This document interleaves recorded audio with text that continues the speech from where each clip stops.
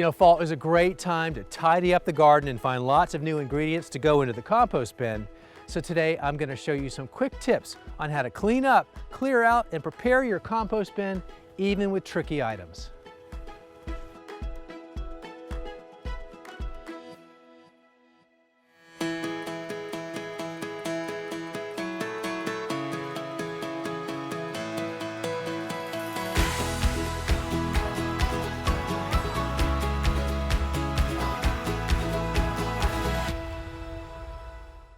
For gardeners, the sign of tomato plants and peppers yielding to the first frost of the season is a sure sign that winter's on the way, and that frost hit us just the other night.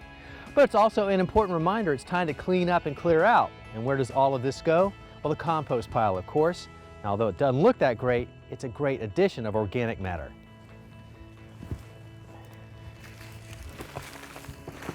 As you remove spent plants, shake the soil off the roots to keep it in the beds and salvage what you can of any remaining fruit.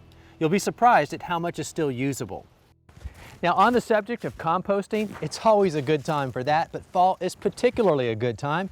The reason being, so much is coming in from the garden and around the landscape.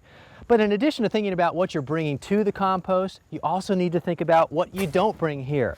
The main reason for that is there are diseases on certain plants that will not die in the composting process because in a lot of home processing systems, it doesn't get hot enough to kill the pathogens. And the last thing you want to do is next spring or summer, taking that finished compost and putting back into your garden, only to find out that it has those same diseases in it. So better to play it safe. 3 things that you can do. You can remove it from your property, so throw it away and it goes away.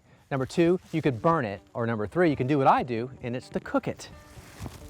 Cooking involves heating to extreme temperatures for several months to ensure that the heat kills any potential diseases. And if you've ever wondered what to do with those plastic bags that hold your mulch or soil or grass seed, well, these are your ovens. And I like making the most of reusing what you already have. Simply stuff the bags with the questionable debris, set it in a sunny spot, and after a few months, you should have pest and disease-free organic matter that's now safe for the compost pile. Now, for everything else, go ahead and add it to your compost pile. But keep in mind that during the winter months, that composting process tends to slow down a good bit. But that doesn't mean that you shouldn't keep making deposits to your pile with the green waste and the brown waste, along with water and air. And the air is really important to help that process continue to happen.